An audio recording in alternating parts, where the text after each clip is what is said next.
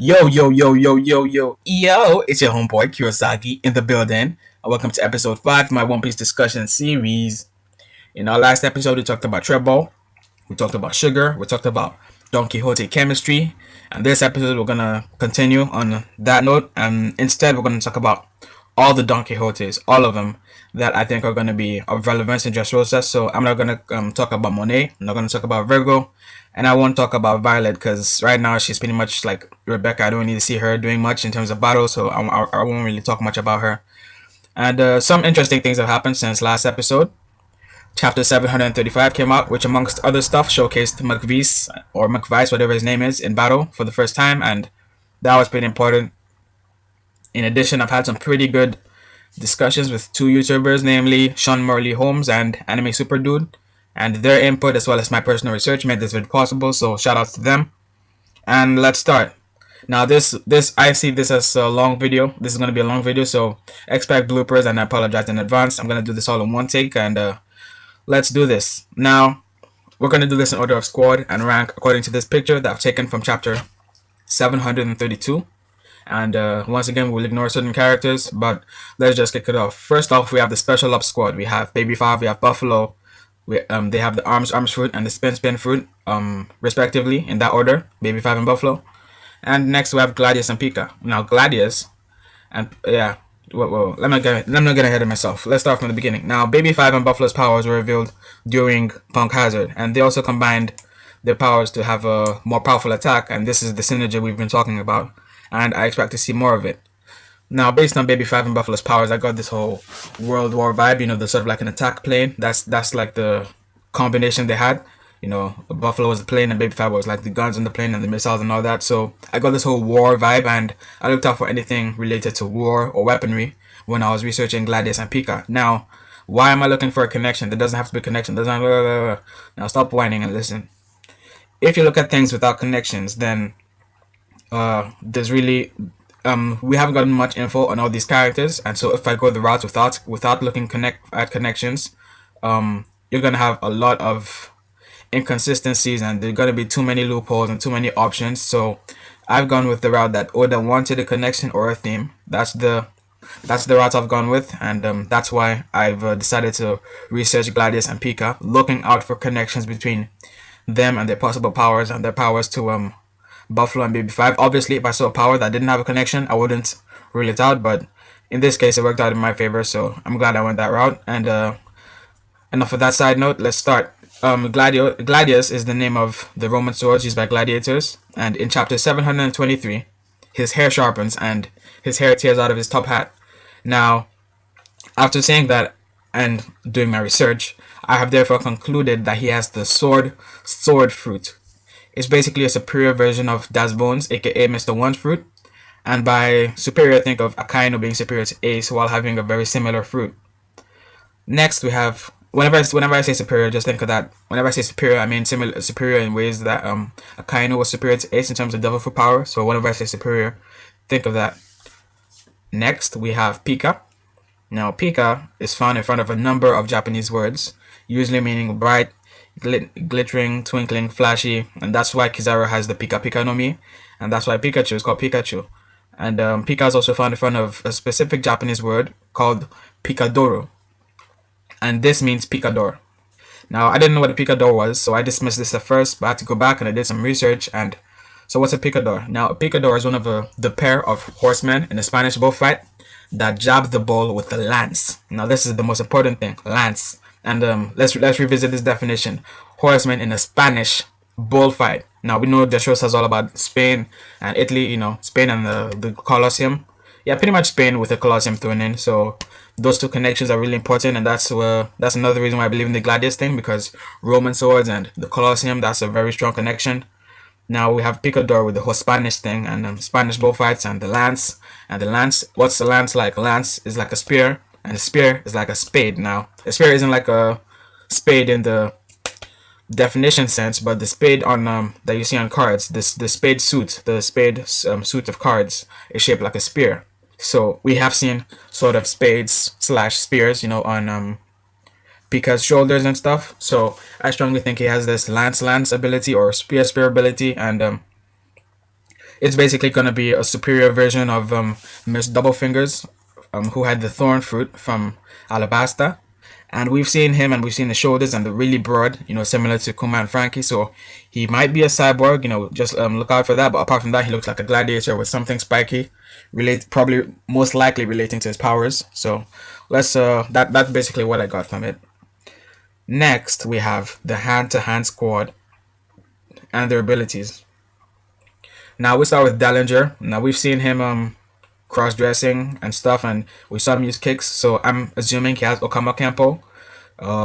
That's all we've really seen about him. So moving on, we have McVice, who we saw last chapter 735, and we saw him in action for the first time, and he like floats up, and just before he lands he says Tauntaun, and then he lands. Now there is no secret that characters in OP that say things twice in a row before their attack usually have fruits, and it's usually like the name of the fruit, like Gomu Gomu or Bari Bari, the Bartolomeo and Bari Bari and Luffy and Gomu Gomu. And so Tauntaun, and I was like, what the hell is Tauntaun? I'm like, there it is, that must be his fruit.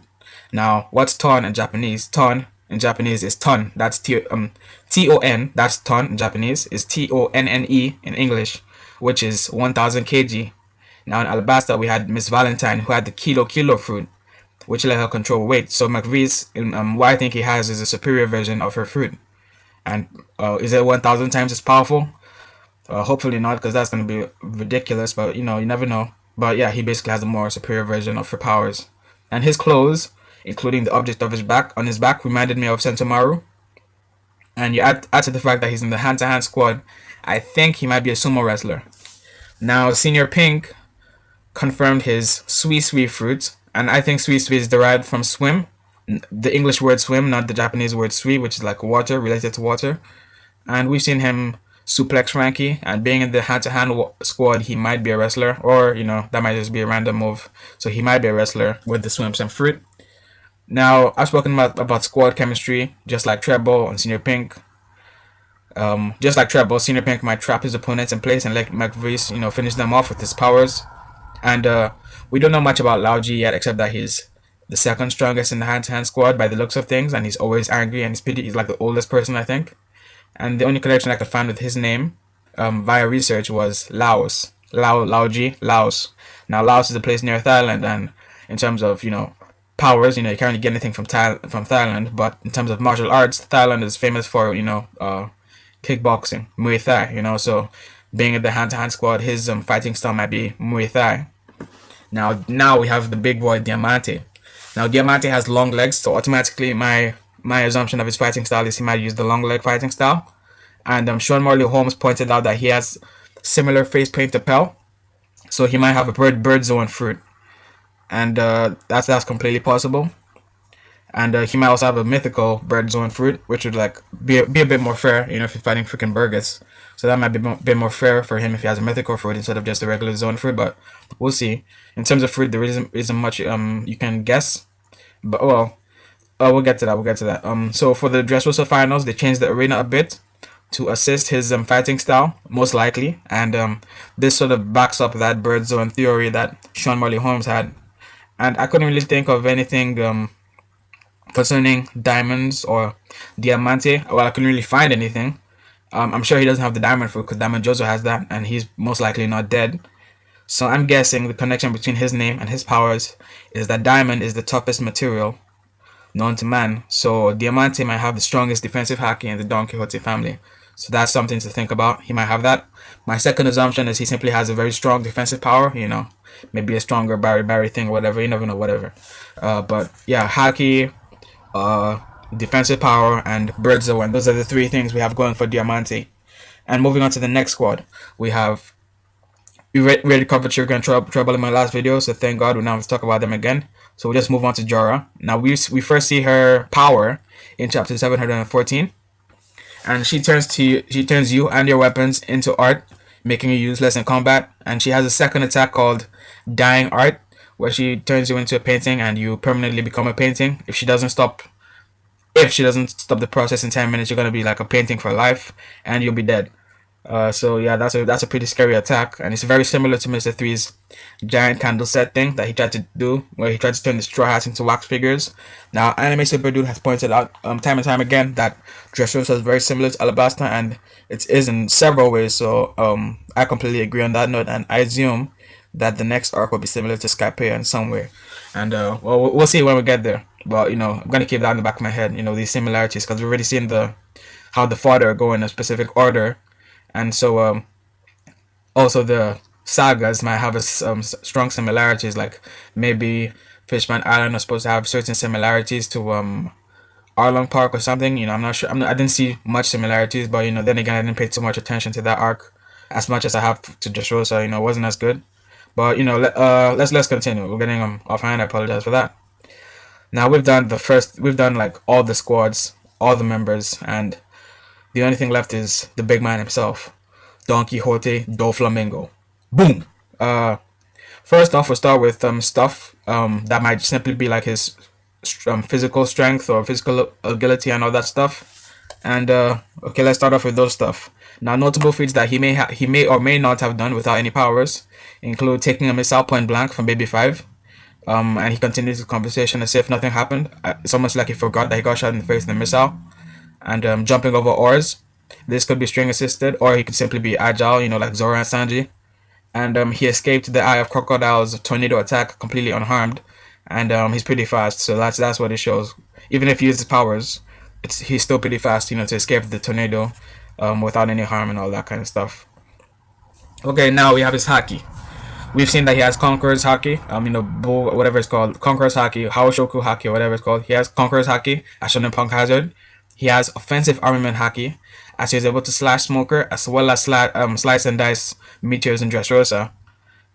He has very strong Defensive Armament Haki. Going back on my last statement, the meteors thing, he might not have used Haki for that, but he definitely slashed Smoker with Haki, so yeah. Back to my point. He has very, very strong defensive armament haki, as he was able to stop all of Sanji's attacks without injury, although he acknowledged they were indeed strong attacks. And he might not have used haki for those, but I strongly think he did. I mean, that's too much for him to like block Sanji's attacks without any haki. I think that's a bit too much, but you never know. Yeah, I mean that's simply too much. I mean, if he can block Sanji's attacks without haki, then he's gonna like laugh at Luffy's attacks, because I'm pretty sure he has defensive haki, because he's been ruling with Virgo for such a long time. I'd be surprised if he didn't have it, because he has all this other crazy haki. Back to my point. I wander off so much. I really apologize on that, but I can't help it. Sorry. He has insane observation haki, and this allows him to use nearly invisible strings at incredible distances, as well as letting him spot Fujitora long before Zoro did in chapter 730. So as far as we can see, his haki is no joke at all. And some notable feats that I've already talked about that. Sorry. Finally, we move on to his strength fruit. Now, it lets him create and manipulate strings. I'm gonna showcase a list of his attacks, and we'll talk about each one as I showcase them. Now, his first attack that I'll mention is his parasite or parasite string. Now, what he does is he attaches his strings onto his opponents, and he literally controls them like puppets. Now, these strings are so thin they seem invisible, just like his regular strings, and they're so strong that we're able to completely disable these physically bulky powerhouse characters like Diamond Jozo and post time skip Sanji. So we know that his strings are strong as hell. As also shown when he fought Sanji was that he can even keep you if you're he can even trap you in midair. So that's just something to remember, The next attack he has is the Sora no Michi, or Sky Road. Doflamingo's strings are long enough to connect to clouds, so he uses the clouds for air mobility, sort of like Spider-Man needs to swing with buildings. He can't like swim over the ocean or anything like that. But, Doflamingo kind of the clouds, because his strings are crazy long, super duper long, like it's ridiculous. And that's some pretty scary stuff when he's fighting, when he's gonna fight Luffy. That's for the next video. Sorry about that, but we'll get onto that later on. The next attack, his third attack, is the Goshikito, or Pentachromatic string, also translated as the 5-color string. Now, basically, he slashes with 5 strings from his 5 fingers, and they each have 5 different colors. Now, apart from the coloring, no special properties have been revealed yet concerning this move. So the only thing I could think of is for why they have different colors is that maybe they have different elements to them, and he can add elements to his ability to his attacks, similar to how Luffy can add fire to his attack, making it Red Hawk, or electricity, making it Thor. So maybe Doflamingo can also add elements to his attacks, and he can control 5 elements, 5 elements, 5 colors, 5 strings. His next attack is Overheat, also known as Excess Whip String, and he basically makes a rope out of his regular destructive string, and so it's super long, super bulky, super thick, and it's super destructive. And there really isn't much to talk about it, except that it's strong as hell, because it's lots of his strings at once, so that's going to be very destructive, because his single strings have already shown that they can do crazy stuff like slice ores into pieces and all that kind of stuff. His final attack is the Tamaito, or the bullet string. He basically shoots his string very similar to Shigan, but it supposedly has longer range according to the wiki. Now, outside of these attacks with names, he can also use his strings to simply slice and dice objects, as shown in Dressrosa when he sliced the meteor into pieces. And if you have anything to add, especially concerning Diamante, Dellinger, or Lao G, who haven't revealed the powers yet, please do. Also, join me next episode where I talk about Doflamingo versus Luffy. And once again, thanks for watching.